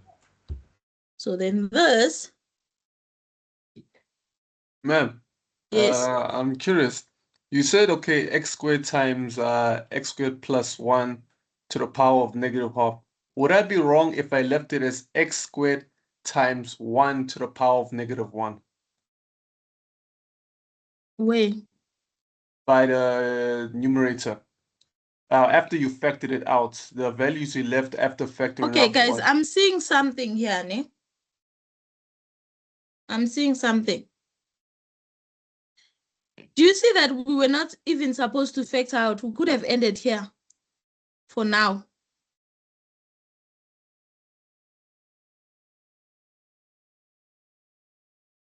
Yes, you could have separated them. We could have ended here. Reason being, look at the denominator and look at this part. Do you see that? Yes, ma'am, they will divide one another. Yeah, you're correct. Thank ma'am. you. That's why I said let's go to prove, but no one believed me. Then you didn't fight enough. You're supposed to fight. You're supposed to say, let's go to the what and see. So let's substitute and see what happens. So we have, let me use a different color. So we have 1 plus x squared. So we have 1 plus x squared times d squared y over dx squared plus x dy over dx minus y. Okay? So then this is equals to 1 plus x squared times our second derivative. So this is x squared. Okay, what am I doing? Hey, I like putting brackets because I don't want mistakes, me. So this is x squared plus 1 to the power of 1 over 2 minus x squared plus 1 to the power of -1 over 2 over x squared plus 1. Yes? In the first part, it's just you'll cancel that 1 plus x squared with the Yes. 1 in the denominator. Yes. So this whole thing here multiplies. Yeah, this so one. anything that remains is just that Yes. numerator part. Yes. So then we have plus x, and then we have x. It was 1 plus what? Let's go back. 1 plus x over. So x over x squared plus 1 to the power of half minus y. What is y? I think y was, guys, you see I'm putting things in the brackets, ne? Yes, ma'am. Yes. Okay. There we go. Because everything is to the power of half, so let's put this to the power of half. There we go. So we can see that this and this, they divide each other out, right? So then we left with x squared plus 1 to the power of half minus x squared plus 1 to the power of -1 over 2 plus this times that, that's x, plus this times the whole thing here. This is what? This X is squared. x X squared squared. over Squared. x squared plus 1 to the power of 1 over 2. Now, you see why I put brackets, because of the negative times this x, so that is minus x, so this is equals to, let's not forget, minus x squared plus 1 to the power of 1 over 2. What do we see here? The x is cancelled, ma'am. Only the x.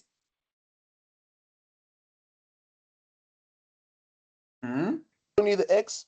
The x is Yeah, we cancelled, also and so cancelled does out, x squared bracket x over squared x plus 1. squared plus 1 to the Cancel. power of half cancels as well. Do you agree? Look at this. Okay, let me rewrite it properly. All of them are Ma'am, your cancelling. second term and your fourth term cancel, and then your third term and your fifth term cancel.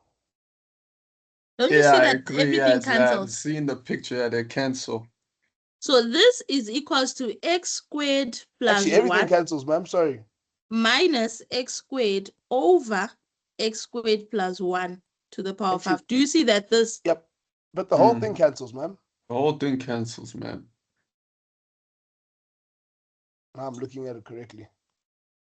Minus x squared plus 1 to the power of half. So then we go this minus that, they cancel. This minus that, they cancel. This minus that, they cancel. So this is equals to 0. We went this far for 0. Oh, So that the was 0. So therefore, they say find the value of. So this is equals to 0. That's the value. Thank you. You're welcome. So when it comes to proof, always go back to this part and see. Otherwise, you will end up going and differentiating more and whatsoever. Go and see, but then there's a denominator here, so it means it can cancel. Let me not take out the common fact. You can take it out, but at the end of the day, there's more steps added. Sorted. Yeah. Okay. Yes, ma'am. Sorted. Let me see what is left. I think we are done. We have example 5 and 6 still. Should I say you should do it? That's It's all not right, too. Yes. Can What? you please, Okay. If everyone's help us confident. explain the graph of inverse? You shed more light, please, on the graph. Okay, let's do the examples first. And then because the graphs are not directly examined, you see, compared to the examples. So just you knowing how they look like, that's what's important. And the properties. That is defined between 0 and 1 or negative 1 and 1 and whatsoever. That's it. That's what you need to know.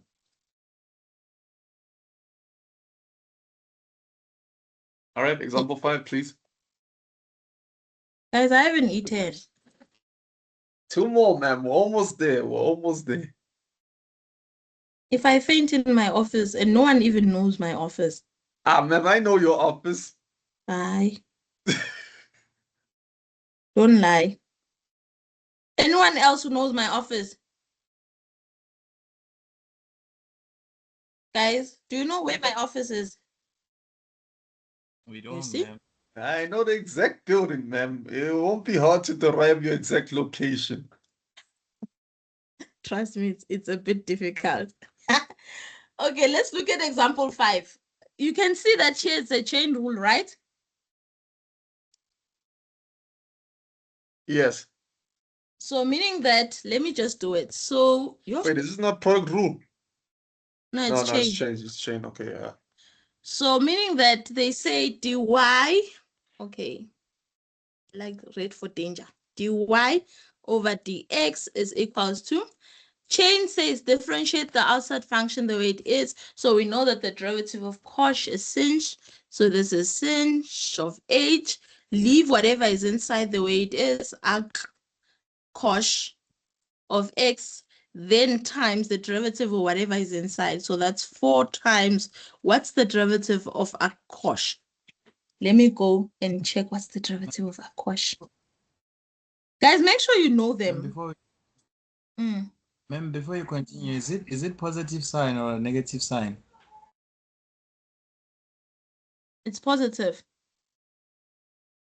I don't understand your question, but I think I know. You mean the derivative of it's positive? Cosh, the derivative of cosh. Is it Yes. positive? It's positive. Both of them are positive to Okay, each thank other, you. unlike cos and sine. So it's 1 over the square root of f of x squared minus 1 times the derivative.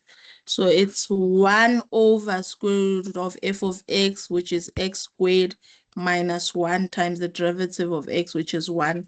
So I'm assuming this will be equals to 4 hyperbolic sine 4 arc cosh of x over the square root of x squared minus 1. Let's see if we are right. Man, why didn't we start with this example? This one is so simple and straightforward. You guys said 4 and 5. No, I'm just saying this. Why did it start off hard, then it's going easy as we progress? It's because the trick is to know what you're applying and where. Oh, okay. Hey, there's another one, freaky one. Oh, I love this one. Can I ask about the previous question before we move forward? Okay. Previous, before we move forward. Yeah, example 5. It says if y is equals to cosh bracket 4 arc. If that 4 was not there, would we treat it the same way we treat inverses?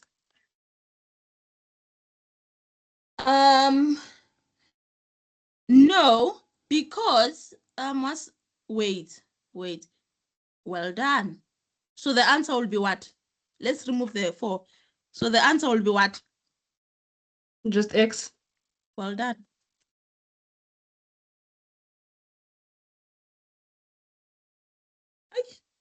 I'm proud of you guys. Okay. Example 6. She just gave you the answer, please. That's the tip. She gave you the answer. That's a clue.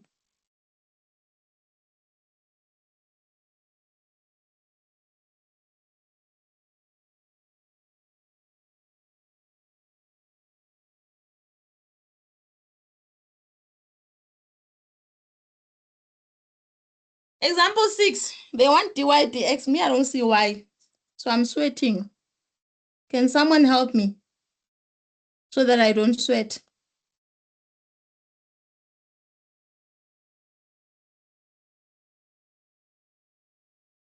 Guys.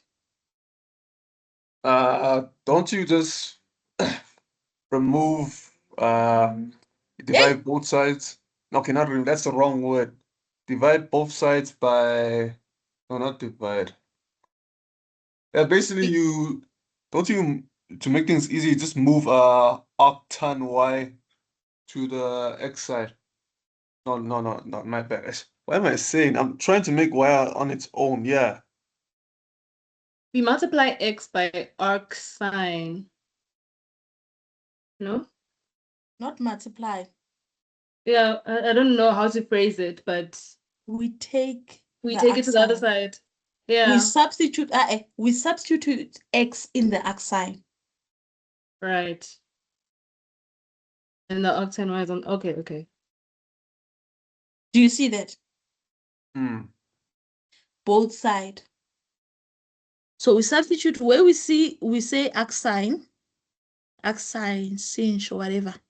We then take the arc sinh, which is, you can also write it like this, of this, and then where we see x, we substitute that. So this will be, let's write it, arc sinh of x is equals to arc. What you do on your left, you do it also on your right.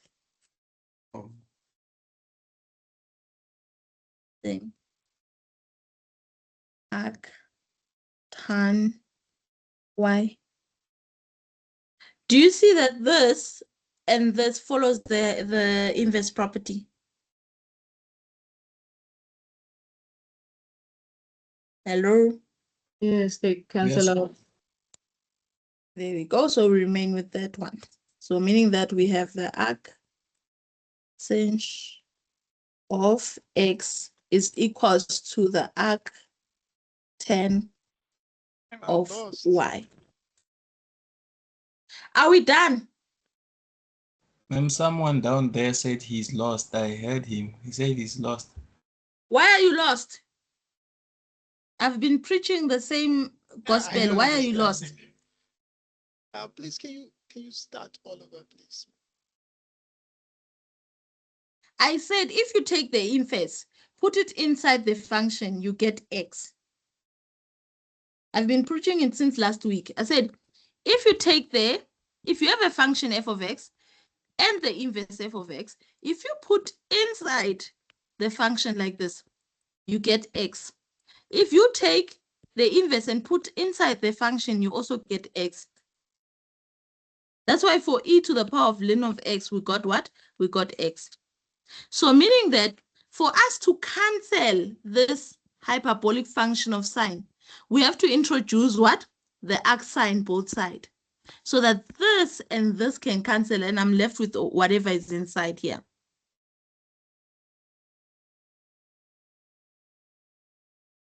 Does it make sense to the person who was lost? Yeah, it does. So to the person who was lost, it says dy over dx, right? Do you see a y here? I don't see a y. Do you see that? So for me to cancel this, it's hyperbolic function of 10. For me to cancel this the inverse of a hyperbolic function of 10, what should I introduce both sides?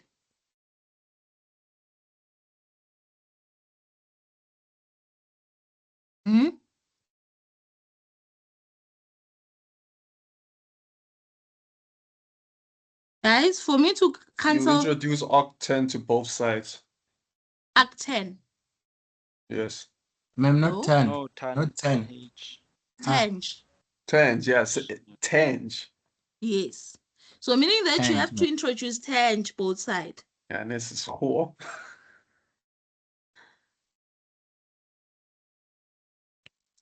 Equals to tang.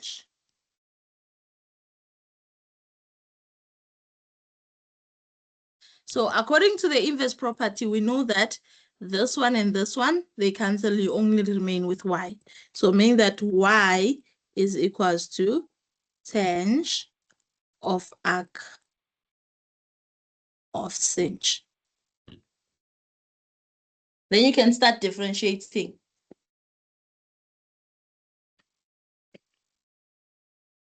Make sense? Yes. So should I leave you guys to go and differentiate that one? Yes. Okay. Ma'am, just finish it off since you already started it now. You're almost there, man. You're almost just one more line. Guys, you can't keep on saying one more line. Here, it's differentiated. It's easy. There we go. You know y is equals to that. Then the derivative of that is that. That's one line. Yeah, but it's better when it comes from you, man. Yeah. Hi. dy dx. According to chain rule, you first differentiate whatever is inside. The tang or the derivative of tang or the hyperbolic function of 10. Let's go to the table. Where's the table? In the previous section. Where's the table? Table, where are you, table? Where is it? It's sec. Sec squared. Sec. Squared. Yes. It's almost the same as 10. So then this is sec squared of whatever is inside. The inner function. And the inner function, now we do times the derivative of the inner function, which is arc sinh. So let's go to the table again. I'm assuming now we haven't mastered it. That's why we're going to table. But once you are mastering it, arc sinh, it's 1 over the square root of 1 plus f of x times f of x. So it's 1 over the square root of 1 plus f of x is x.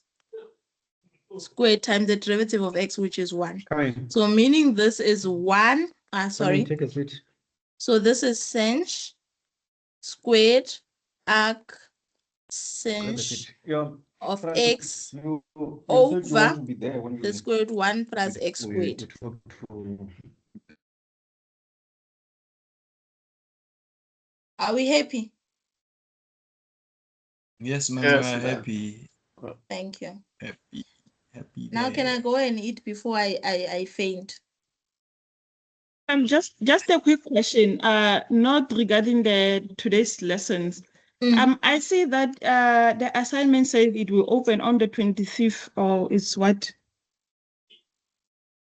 25th of April and closes on 4th of May. It's no longer 30 days. I can, okay, can we ask the question after? Okay. Let's start with the related, a normal question related to the work, isn't it? Ma'am, it's okay. Back to that table you mentioned before. You said there was an error there and we rectified, but you said it was that plus a limitation. Can you elaborate on that? No, I was saying that there's a restriction, but then because here we're dealing with function, we don't have to take that into consideration. But just know that this and this are the same Okay. in the formula sheet. So only later on then we'll factor in restrictions. Yes. Okay. Yeah. So can I stop the recording? Yes, ma'am, you can. Yes, ma'am. Wait, man, before you stop the record, someone asked to show how you draw the graphs. Can I stop the recording, then we'll talk about it? Okay. Okay.